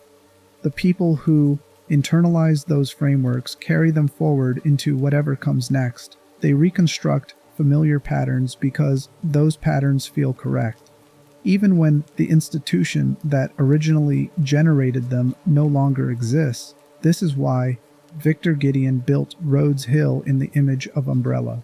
The framework he had internalized during his time as an Umbrella researcher gave him a complete model for how research of this kind should be organized. The concealed laboratory beneath a legitimate surface, the supply of experimental subjects drawn from vulnerable populations with no institutional advocates, the documentation of outcomes as data rather than as suffering, the classification of experiments as failures when subjects experienced instability rather than when subjects experienced harm. Rhodes Hill did not consciously imitate Umbrella. Rhodes Hill was what happened when the person building it could only think inside the framework he had been trained to use. The same pattern is visible in the connections as an organization. The connections did not begin with the ideology that created Umbrella's research. They began with the commercial opportunity that Umbrella's research created. But commercial relationships with research of this kind require the same operational infrastructure that produced it originally: concealed facilities, controlled subjects, elimination of witnesses, suppression of accountability mechanisms. The commercial motive differs from Spencer's ideological motive. The structures those motives generate are functionally identical. The outcome for anyone caught inside those structures is identical. Psychologist Philip Zimbardo's work on institutional evil offers a direct lens here. His research demonstrated that ordinary people placed within institutional structures that normalize harmful actions tend to adopt the behavioral patterns those structures require, not because they are individually evil, but because institutions exercise profound pressure on individual moral judgment. The researchers at Rhodes Hill who documented Marie's psychological deterioration and then shifted immediately to elimination protocol were not monsters. They were people operating within an institutional framework that defined their role as scientific documentation and defined failure as experimental outcome rather than human harm. The framework told them what everything meant. They followed the framework. What Resident Evil 9 is arguing across its entire creature roster is that the most dangerous bioorganic weapon in the series is the institutional framework that makes all the others possible. You can destroy Umbrella, you can detonate Raccoon City, you can neutralize every creature in the ARC facility's catalog. None of those actions eliminates the framework. The framework survives in every person who built a professional identity around it, in every organization that inherits its commercial products, in every researcher who reconstructs its essential methods in a new location after the original institution is condemned. The only thing that terminates the framework is a sustained external accountability structure powerful enough to disrupt it before it can relocate. Resident Evil's universe does not have that. Every time someone builds an institution capable of providing that accountability, the BSAA, government oversight bodies, investigative journalism, the institutions connected to the framework find ways to compromise, eliminate, or work around them.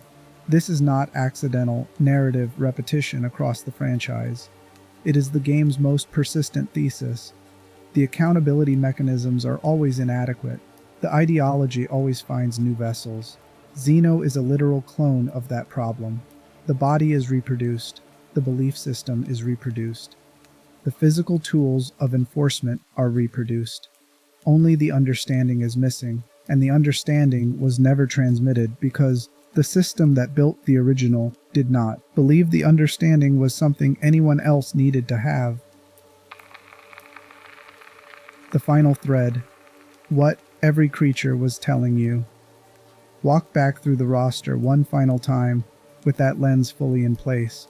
The new generation zombies at Rhodes Hill are proof that the virus Umbrella engineered in the 1960s is still actively available for deliberate deployment in 2026. Decades of international effort to contain, regulate, and eliminate progenitor-derived pathogens produced a world where a private researcher in a chronic care facility can still release a concentrated T-virus strain into a controlled population without any of the containment mechanisms triggering in time to matter.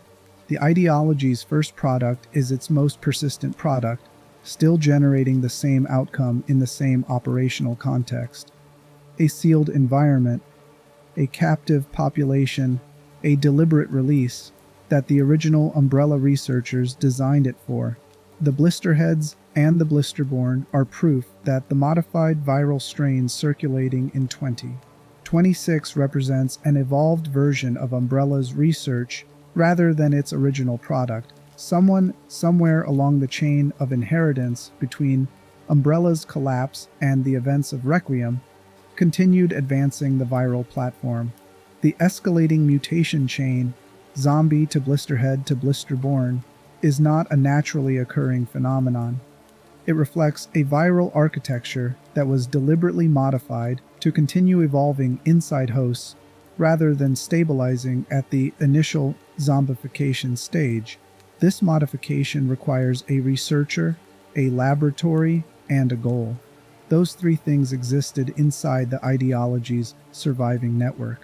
Thomas and Timothy Jackson are proof that the ideology's relationship to medical institutions produces the same outcomes, whether the institution is a global pharmaceutical corporation or a chronic care center in an overlooked location. The Satiety Center surgery conducted on two brothers within a facility that then participated in a viral outbreak was not an accident of proximity. It was a result of an institutional culture that had accepted the premise that human bodies were appropriate research materials for experiments with outcomes the subjects were never informed of or consenting to. Rhodes Hill embodied that premise completely. Umbrella had embedded it there. Marie and Emily and the Series 60 clones are proof that the ideology's most ambitious goals, enhanced biological hosts, consciousness transfer, the defeat of death through viral science, never produced the transcendence they promised. Subject 170 is in the dark. The Series 60 children are in a catalog of failed prototypes. Emily got one chance at something resembling normal, because a compound that Umbrella's own founder developed in his final years happened to interact correctly with her specific biology. The ambition aimed at gods and produced orphanages. The ideology promised evolution and delivered children with surgical scars on their heads. The Garmr and the Liquor Beta 2 and the T501 are proof that the ideology survives its institutional containers indefinitely. Umbrella's catalog is now the Connections catalog. Umbrella's Cerberus is now the Connections Garmr. Umbrella's Liquor is now the Connections Beta 2. Umbrella's Tyrant is now a commercial line with a 5-digit product number.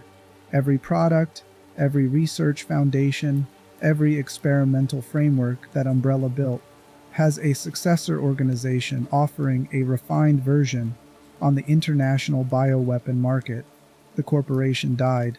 The inventory did not. The Titan Spinner and Plant 43 are proof that the ideology's consequences extend beyond the institutions that built them into the physical environment itself. Raccoon City was not just a tragedy. It was a contamination event that has been running continuously since 1998, building organisms in isolation that nobody designed, nobody ordered, and nobody is managing. The ruins beneath that city are the most honest expression of what viral contamination actually means when left entirely alone. Not a sealed problem, but an active system, producing outcomes at its own pace, for its own reasons, answering to nobody. Xeno is proof that the ideology reproduces itself intentionally when given sufficient institutional resources. The Connections built him. They gave him Wesker's biology and Wesker's worldview and sent him into the field as a statement, a declaration that the vision Wesker represented was not finished, had not been defeated, was available for continuation by whoever had the resources and the conviction to carry it forward. What they did not give him was the wisdom to recognize what Elpis was before injecting it. The ideology propagated without the intelligence that might have made it survivable. Victor Gideon is proof that the ideology is most dangerous in the form of a professional who has fully internalized it, because a professional who has fully internalized it does not experience what they are doing as ideological. They experience it as scientific. Gideon orchestrated a viral outbreak as a tactical measure. He ran experimental programs on children and documented the outcomes as research data. He eliminated a journalist because her investigation threatened an experiment. He attempted to weaponize a universal antiviral for purposes of population control. None of these things within his framework were moral failures. They were operational necessities in the service of a scientific objective that he genuinely believed was worth pursuing. That is what the ideology produces when it runs long enough through a person who is good at their job. A scientist who cannot distinguish between research and atrocity because the framework they operate within has never required them to make that distinction. Leon Kennedy ended Gideon's transformation inside the ARC facility.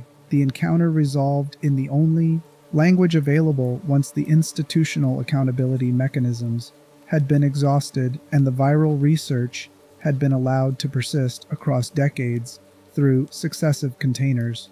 What does not resolve is the framework. It never does. That is the answer this video has been building toward since the first zombie turned its head in that flickering corridor at Rhodes Hill.